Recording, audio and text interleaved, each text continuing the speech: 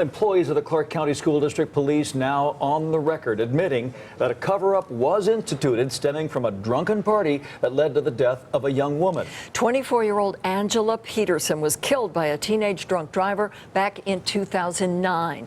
But school district officials made it very tough for her family to uncover the full story about the events that led to her death. The I-Team has covered the story since the beginning, and George Knapp is here with the final chapter. You know, we've talked about this before. It's hard to imagine this scene really happening because it was dozens of teenagers partying with employees of the school police department, playing beer pong, slamming shooters, getting hammered. One of those teens drove away and killed Angela Peterson. The district circled the wagons, accused us of making up fairy tales, and hoped it would all go away. It didn't. Now 3 remaining defendants, police dispatchers Tina Zuniga and Cynthia Ruelas, along with Officer Mark Robbins, have admitted in court documents what the Peterson family suspected all along, that the cover-up was real.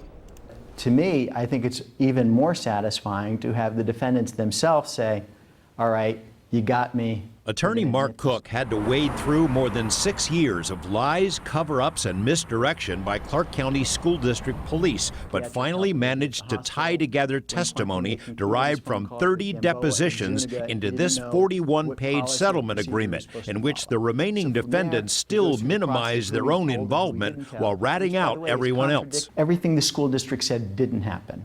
They admit to it here. November 2009, UNLV honors graduate Angela Peterson was killed at Flamingo and Rainbow after drunken teenager Kevin Miranda blew through a traffic signal. Miranda's blood alcohol level was twice the legal limit. Angela's parents, Frank and Linda, were devastated.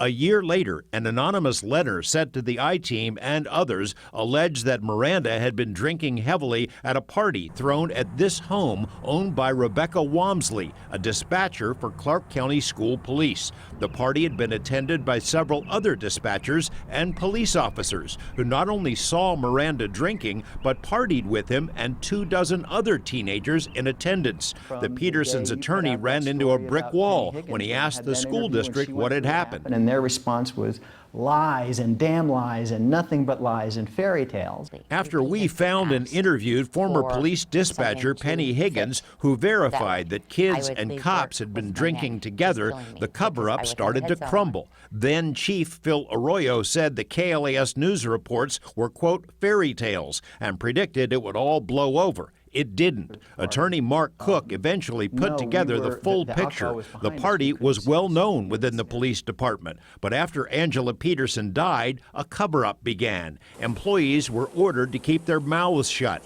A Metro investigation of the alleged cover-up went nowhere, in part because witnesses willing to tell the truth were kept away from the investigation. School Superintendent Dwight Jones displayed little, if any, interest. I don't know what he delegates and what he doesn't.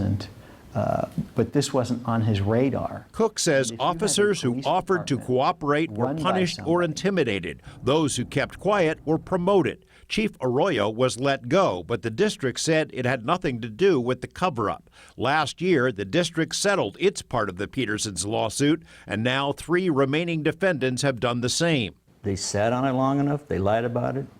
Metro shelved it. The superintendent didn't do jack shit about it. They let him get away with it. The statute of limitations ran out, and now it's our problem. The Petersons are still haunted by Angela's death. She'd be 30 this year with a PhD and a husband. Her father has marked each day since her death on his arm. You remember what it was the first time I saw you? I don't remember. No. $5.99. The family doesn't want a dime of the settlement money. Every cent has gone into 2 scholarship funds managed by UNLV's anthropology department. Already, some 70 students have received funds. The Petersons don't care what the final amount will be. Their only request is that the judge stretch out the payments over a long period so the defendants remember Angela each time they have to write a check. If we have to live without Angela the rest of our life, I feel they should have to pay this the rest of theirs. Quite a while. Mark Cook says the only defendant to show any remorse is the driver, Kevin Miranda. The school district, he says, didn't seem to learn a thing. I haven't seen anything to suggest that they're going to change for the better. Or they learned a lesson from it or anything. Amazingly not. I would hope that, maybe somebody at the school district takes a look through these facts they admitted to and cleans house finally. At least 3 police employees who participated in the party and/or the cover-up were promoted. Several others have since left the department. Kevin Miranda was sentenced to up to 16 years in prison, but could be eligible for parole in about a year. No one from the school board has ever tried to contact the Petersons or their attorney to see the full record of this case. We're posting the final settlement agreement on our website in case any of the school trustees want to read it for the first time. It lays out this long, sordid story in great detail. It is sordid and sad.